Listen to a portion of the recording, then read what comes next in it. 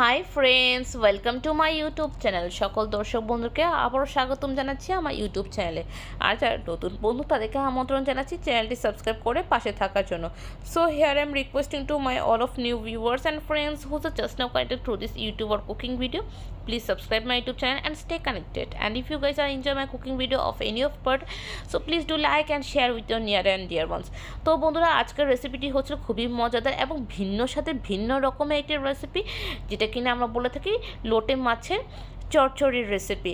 তো আশা করি সবাই লোটে মাছ সম্পর্কে জানেন, তবে লোটে মাছের চচ্চড়ি যে কীভাবে করতে হয় সেটা আমার মনে হয় না সবাই জানেন বলে, কারণ আমরা ঢাকাইয়া যারা তার লোটে মাছ শুধু শুটকি হিসেবেই আমরা পছন্দ করি, যেটাকে বলি লোটটা শুটকি। বাট লোটে মাছটাকে এইভাবে করে চচ্চড়ি করতে আমি খুবই কম দেখেছি। তারপর যদি কেউ যদি জেনে থাকেন খুব ভালো কথা। তো আজকে আমি দেখাচ্ছি কীভাবে করে আমরা বাড়িতে লোটে মাছের চচ্চড়ি করে থাকি।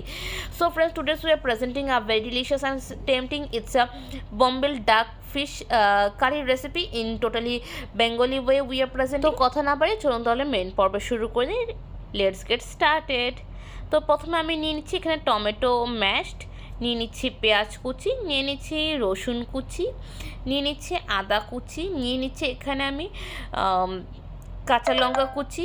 আপনারা যারা বেশি ঝাল পছন্দ করেন তারা আপনারা নাগা মরিচে কুচি দিতে পারেন। দিয়ে দিচ্ছি লেবু এবং সরিষার তেল এবং ধনেপাতা কুচি। আর এখানে হচ্ছিল সেই বম্বেল ফিশ, যেটাকে বলা হচ্ছে লোটে মাছ। তো এখন আমি চলে যাব ম্যারিনেশনে। তো লোটে মাছের ম্যারিনেশনে প্রথমে আমি দিয়ে দিচ্ছি টমেটো কুচি, বা টমেটোকে একটু কুচি করে থেতলিয়ে নিতে পারো বন্ধুরা তোমরা।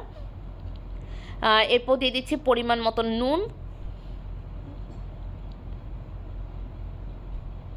দিয়ে দিচ্ছি 1 টেবিল স্পুন লাল মরিচের গুঁড়ো, দিয়ে দিচ্ছি 1 টেবিল স্পুন হলুদের গুঁড়ো, দিয়ে দিচ্ছি ভাজা জিরে গুঁড়ো 1 টেবিল স্পুন, দিয়ে দিচ্ছি ধনিয়ার গুঁড়ো 1/2 টেবিল স্পুন, দিয়ে দিচ্ছি লেমন জুস, মানে আমি লাইমটাকে স্কুইজ করে নিচ্ছি।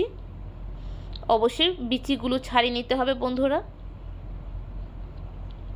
তো আমি এখানে একটি লেবুর সম্পূর্ণ রসটি ব্যবহার করেছি বন্ধুরা।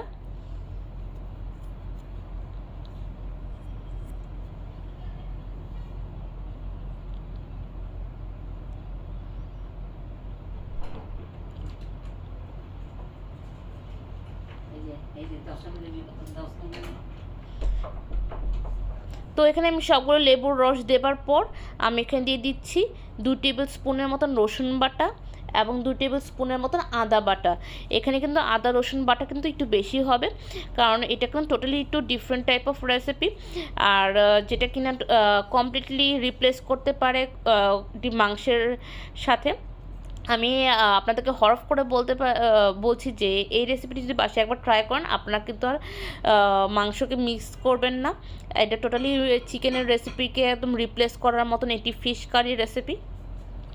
তো আমি এটাকে ভালো করে ম্যারিনেট করছি। তোমরা দেখতে পাচ্ছ যে আমি কতটা দলিত মতিত বা কতটা থিক অ্যান্ড থিন ওয়েতে আমি এটাকে ম্যারিনেট করছি, এবং প্রায় বেশ 10 থেকে 15 মিনিট ধরে আমি এটাকে ম্যারিনেট করেছি। করার পর আমি এটাকে প্রায় 10 থেকে 15 মিনিট আবার ফ্রিজের মধ্যে রেখে দিয়েছি, নর্মাল ফ্রিজে রেখে দিয়েছি, ভালো করে এটাকে ম্যারিনেশনটা যেন ভালো করে ডিপলি পেনিট্রেট হয়। তো চলে যাচ্ছি পরবর্তী স্টেজে। আমি এখন দিয়ে দিচ্ছি ফ্রাই প্যানে হচ্ছে একটু লবণ ছিটে দিয়ে দিয়েছি। তারপর এখানে দিচ্ছি সরষের তেল, যে সরষের তেলটি দেখিয়েছিলাম। তো বেশি করে সরষের তেল নিতে হবে, এখানে কোনো রকম সাদা তেল নিচ্ছি না। তো এটাকে ভালো করে গরম করে নিব।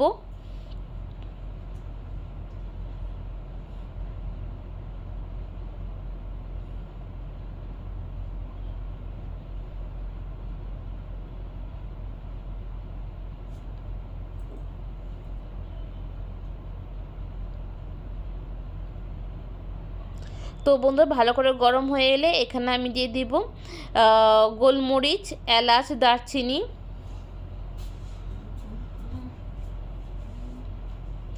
দিয়ে দেব এখানে কাঁচা লঙ্কা কুচি বা নাগা মরিচের কুচি তোমরা দিতে পারো যারা যারা ঝাল প্রিফার করো।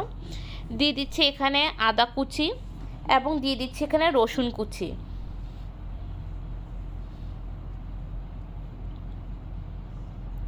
দিয়ে এটাকে 10 থেকে 15 সেকেন্ডের মতন ভাজা ভাজা করে নিব। বেশিক্ষণ সময় নিব না, এর মধ্যে আমি অ্যাড করে দিব অন্য একটি উপকরণ, এবং সেই উপকরণটি হচ্ছে পেঁয়াজ কুচি।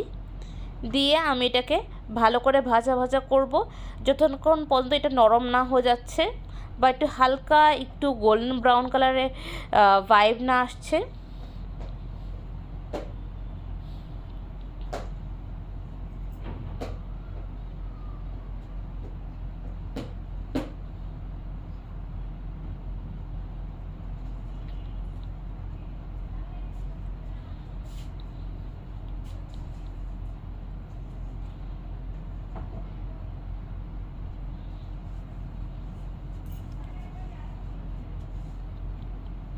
তো বন্ধুরা এভাবে করে আমি বললাম তো ভালো করে ভেজে নেব। তো এখানে আমার মোটামুটি 1 মিনিটের মতন ভাজার সময় নিয়েছে।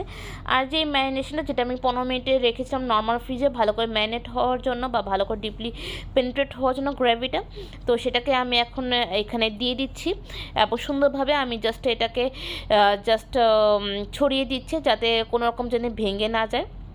এবং বন্ধুরা এই রান্নাতে কিন্তু নাড়ানাড়ি একদম কম হবে, মানে বলতে পারো যে এই যে এখন যে দিলাম এটাকে জাস্ট মাছগুলোকে আমি জাস্ট ছড়িয়ে দিচ্ছি যাতে একটার উপর একটা না থাকে, যাতে সম্পূর্ণভাবে সমানভাবে থাকে। এই জন্য বড় একটি ফ্রাই প্যান নেওয়া। এটা কিন্তু চাইলে কড়াইতে হতো, কিন্তু আমি এটা যেহেতু চড়চড়ি করছি যাতে মাছগুলো যেন আস্ত থাকে, কারণ এই লোটে মাছ বা বম্বিল মাছটা কিন্তু অনেক অনেক সেন্সিটিভ এবং একটু খোঁচা লাগলে ভেঙে যাওয়ার সম্ভাবনা থাকে। তো এই জন্য সফটলি এটাকে আমি জাস্ট ছড়িয়ে দিচ্ছি, কোনো রকমভাবে জোড়াজোড়ি করছি না, এবং এভাবে করে আমি ঢেকে দিচ্ছি 5 থেকে 6 মিনিটের জন্য। তো 5 থেকে 6 মিনিট পরে দেখতেই পাচ্ছ আমি জাস্ট এটাকে জাস্ট সরিয়ে দিচ্ছি, মানে এক পিঠ হয়ে গেলে আরেক পিঠটা আমি জাস্ট আস্তে আস্তে আলতোভাবে করে ফ্লিপ করে দিচ্ছি বা পাল্টিয়ে দিচ্ছি। তোমরা চাইলে এখানে 2টি স্পুন দিয়েও পাল্টাতে পারো, কারণ এটা খুব সলিডভাবে এটাকে কিন্তু ফ্লিপ করতে হয়। করার পর আমি ঢাকনা ঢেকে দিচ্ছি এবং এখানে 5 থেকে 6 মিনিটের পর ঢাকনা দেওয়ার পর তোমরা দেখতে পাচ্ছ যে এটা একটা সাইড কিন্তু সম্পূর্ণভাবে হয়ে গিয়েছে, এবং এখন কিন্তু নরম হাতে কিন্তু এটাকে আবার একটু ফ্লিপ করে দিতে হবে যে পাশগুলো হয়নি। তবে এখানে 1 থেকে 2 বারই কিন্তু ফ্লিপ করতে হবে, তোমরা কিন্তু 4 থেকে 5 বার বা আরও বেশিবার মোটেও করো না, 1 বার 2 বার 3 বার হাইয়েস্ট, এর থেকে বেশি কিন্তু তোমরা করতে যেও না, তাহলে কিন্তু এটা ভেঙে যাওয়ার একটি হাই পসিবিলিটি থাকে।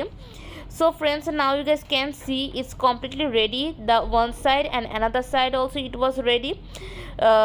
I can ensure that both side is completely ready.